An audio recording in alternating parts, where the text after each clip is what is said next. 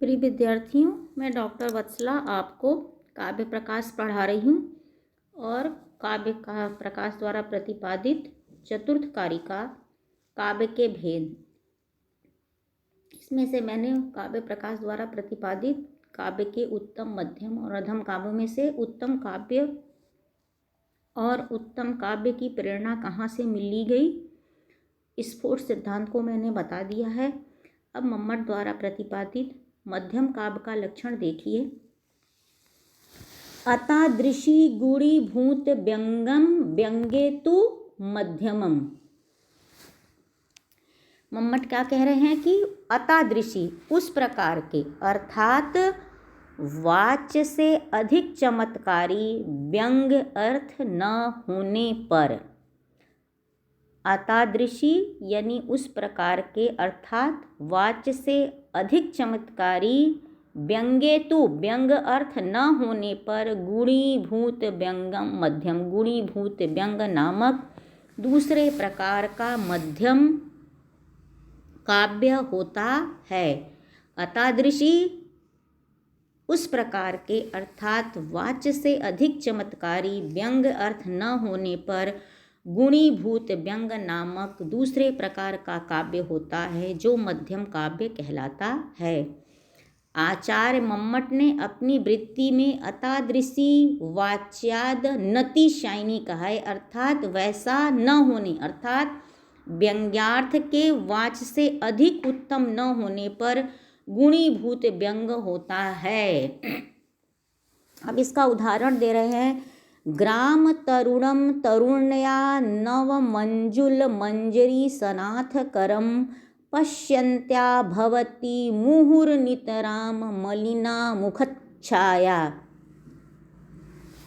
अब यहाँ पर वंजुल यानी लता गृह में मिलन का संकेत जिसने दिया था वह तुम नहीं आई, यह व्यंग्यार्थ गौण हो गया है, दब गया है, क्योंकि इसकी अपेक्षा वाच्यार्थ मुख की कांति का मलिन हो जाना ही अधिक चमत्कारक है। इसलिए यहाँ पर गुणीभूत व्यंग नामक मध्यम काव्य है, गुणीभूत व्यंग काव्य है या गुणीभूत व्यंग नामक मध्यम काव्य है।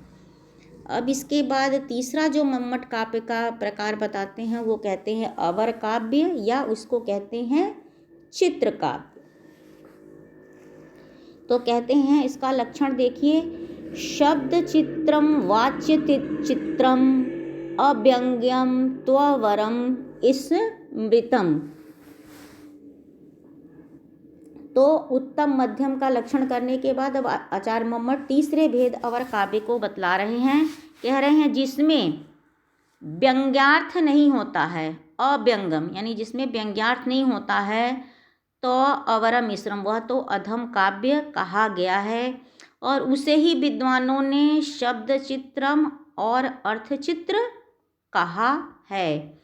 कारिका में चित्र का अभिप्राय गुण तथा अलंकार युक्त होने से है। अव्यंग का अभिप्राय स्पष्ट रूप से प्रतीयमान अर्थ से रहित काव्य है। अवर का अर्थ है अधम। अब इसका उदाहरण दे रहे हैं मम्मट।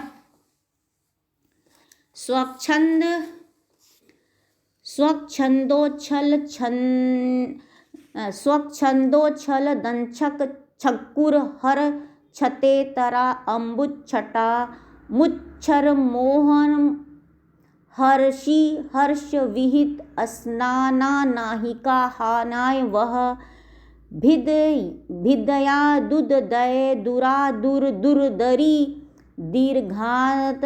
दीर्घादरी द्रद्रुम द्रोहोद्रेक मोहोर्मी मेदुरमदा मंदाकिनी मंदता।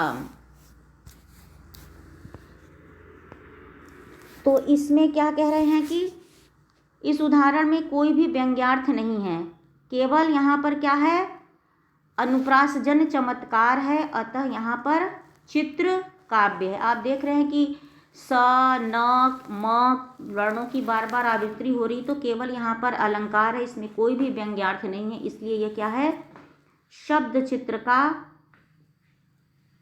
का ये उदाहरण है। ऐसे ही अर्थ चित्र का उदाहरण देते हैं। विनिर्गतम मानद मात्मम मंदिराद भवत भवत्युपसृत्य यत्रिक्षयायं संभ्रमेद इंद्रद्रुत पातित गरला निमीलिताक्षिव भिया मरावती।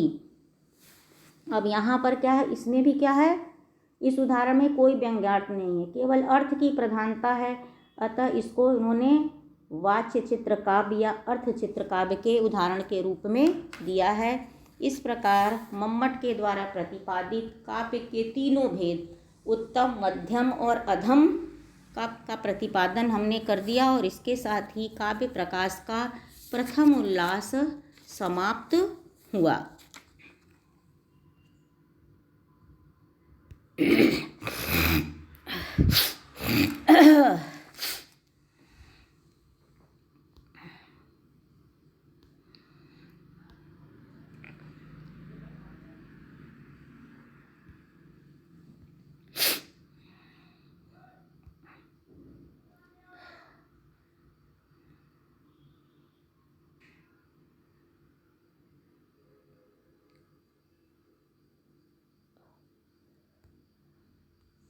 विद्यार्थियों, आज वाला कहाँ गया?